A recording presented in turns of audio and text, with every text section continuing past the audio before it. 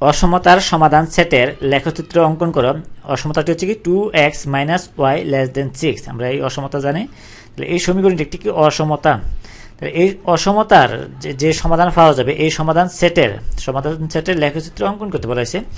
আমরা যদি অসমতাটা লিখি 2x - y < 6, বা এটাকে আমরা যদি উভয় পাশে যদি -6 যোগ করি, তাহলে -6 মাইনাস করি, তাহলে এটা fi 2x আমরা অসমতা সমাধান করতে জানি এই y -6 < 0 এটা পাই।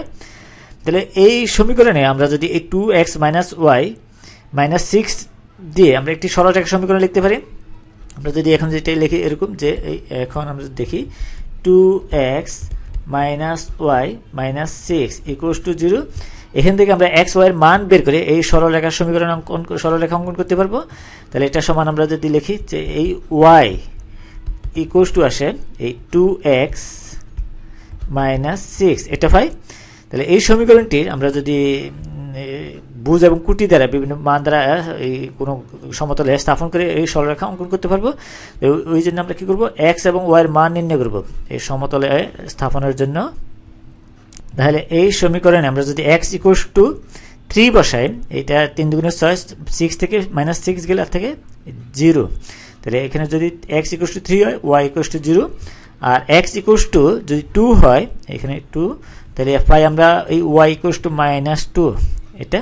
তাহলে x যদি 4 হয়, তাহলে 4 দুগুণে 8, 8 থেকে 6 গেলে 8 থেকে 2, এটা +2 পাই।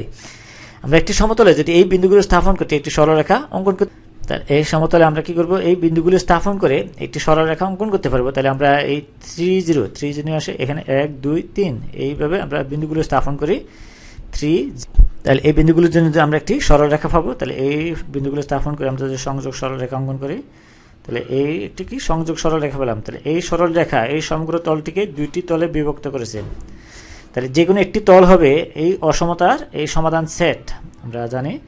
তাহলে অসমতা আকারে যদি সমাধান সেট বের করি, তাহলে এই সরলরেখার যে কোনো একটি ফাঁস হবে, যে কোনো একটি অর্ধতল হবে এই অসমতার সমাধান সেটের লেখা অঙ্কন করা।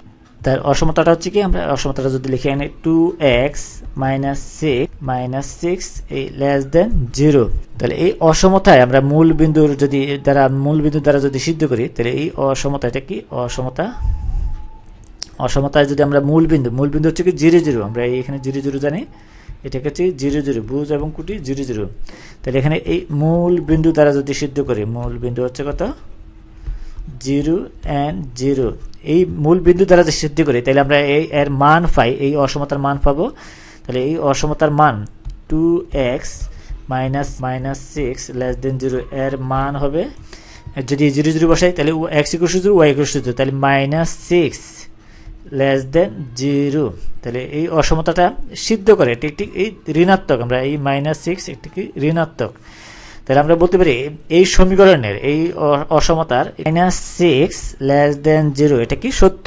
তাহলে এই মূল বিন্দু দ্বারা এই অসমতাটা কি এই সিদ্ধ করে, অর্থাৎ সত্য হয়। এটা যদি সত্য হয়, তাহলে ওই পাশে, তাহলে এই সরলরেখার ওই পাশের বিন্দুগুলি হবে, মূল বিন্দু যেই পাশে আছে, তাহলে ওই পাশের বিন্দুগুলি হবে এই অসমতার সমাধান সেট সত্য। তাহলে কি বলতে পারি, সুতরাং আমরা বলতে পারি এখানে এই 2x - y -6 0 এর যেই পাশে মূল বিন্দু আছে, ওই পাশেই হবে এই অসমতার সমাধান সেট। এর যেই পাশে মূল বিন্দু, তাকে মূল বিন্দু দ্বারা এই অসমতাটা সত্য হয়, তাহলে ওই পাশে বিন্দুগুলি হবে, সকল বিন্দুগুলির সেটে হবে এই অসমতার সমাধান সেট। তাহলে এই সকল বিন্দুই হবে অসমতার সমাধান সেট। সমাধান সেটের লেখ অঙ্কন, সমাধান সেটের লেখ। তাহলে আমরা যদি দাগ দিই, তাহলে এই সরল রেখার যেই পাশে মূল বিন্দু, তাহলে এই অংশটুকু নির্দেশ করে আমরা যদি দাগ দিই, তাহলে এই অংশটুকুই হবে এই অসমতার সমাধান সেটের লেখ অঙ্কন হবে। তাহলে এইভাবে আমরা কি করতে পারি, এই অসমতার সমাধানের সেটের লেখ অঙ্কন করতে পারি। তাহলে এই বিন্দুগুলি, তাহলে মূল রেখার যে এই সমীকরণ থেকে আমরা যে একটি রেখা পেয়েছি, তো ওই সরল রেখা যেই পাশে মূল বিন্দু, তাহলে মূল বিন্দু দ্বারা, কেননা মূল বিন্দু দ্বারা এই সমীকরণটি অসমতাটি সত্য হয়, অর্থাৎ সিদ্ধ হয়, তাহলে যেই পাশে মূল বিন্দু ওই বিন্দু দ্বারাই হবে, ওই পাশের বিন্দুগুলি হবে এই অসমতার সমাধান সেট। তাহলে এই বিন্দুগুলো হবে এই মূল বিন্দুর পাশের বিন্দুগুলি হবে এই অসমতার সমাধান সেট। তাহলে এটাই আমাদের এই অসমতার লেখ অঙ্কন করা হলো। তাহলে এভাবে আমরা কি করতে পারি, অসমতার সমাধান সেটের লেখ অঙ্কন করতে পারি।